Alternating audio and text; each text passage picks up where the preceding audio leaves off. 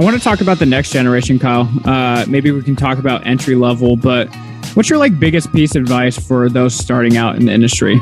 Or maybe they want to jump to a different trade or just getting started?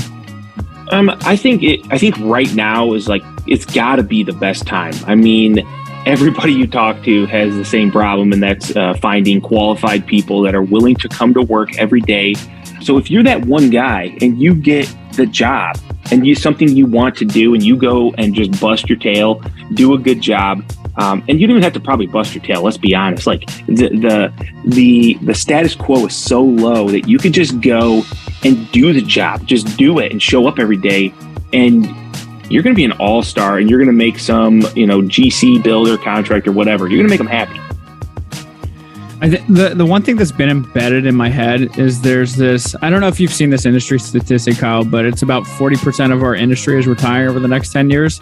That is a blue ocean opportunity. It's not like we're getting less humans on the planet. It's not like we are oversupplied on houses.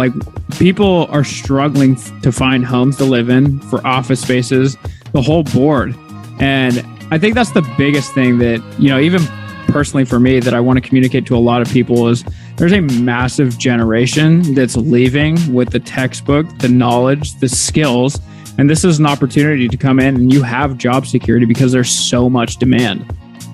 Oh, it's 100% true, man. I have heard a bunch of those, statistics. And I think, the way I understood it is that we don't have a huge shortage of people trying to get into the trades. It's the number of people leaving that is making the issue so abundant. So, that's promising. I mean, I talk to kids all the time through social media that are super stoked about the trades. They are going to trade school. They want to be go to project management or whatever, construction management class. I think there's a lot of interest. But those kids, man, I tell my son all the time, you can make a killing if you get into the trades, in the next 10 years, because I look at what my electrician charges, my plumber charges, and what carpenters are charging, it's good money. It's almost scary how few youngsters we have stepping in. I've posted so many times that we're hiring. We pay well, we take care of people, and even then, I had one person out of 10 that managed to talk to me long enough to set up a date to start. And then they no-showed. And it's come on. Yeah, that's unbelievable. All you had to do was show up. We'd have been stoked.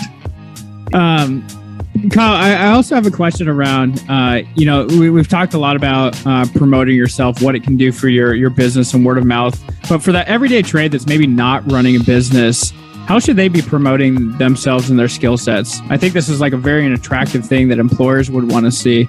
How would you go about that if you weren't running your business today and you were working for a company, or you really want to start building your personal brand?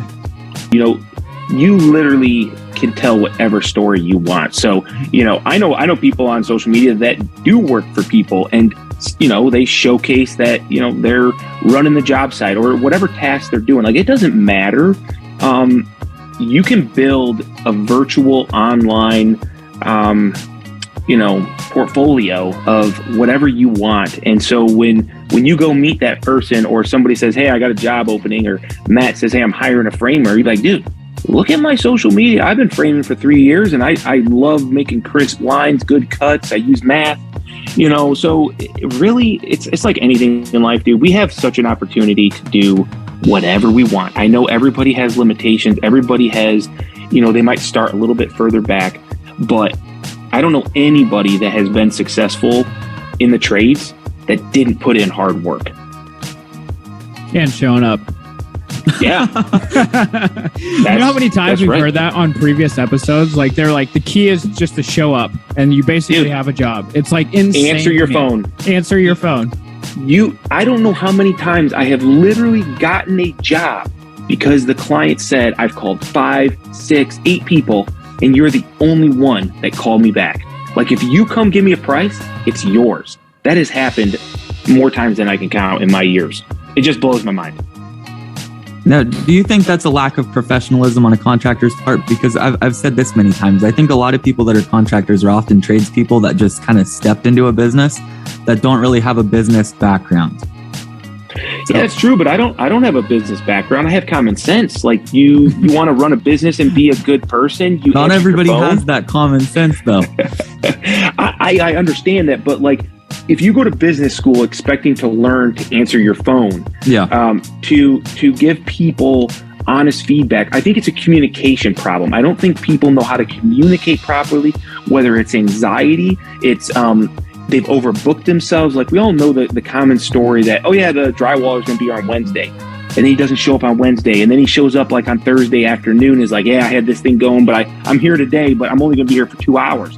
Dude, just tell me that you have 2 jobs going on and you won't be to my place till Friday, because I don't want you showing up for a half a day, getting a quarter of the work done because it's inefficient. Like just, schedule it. But people overbook themselves and they don't like to say no, and they want to be people pleasers inherently,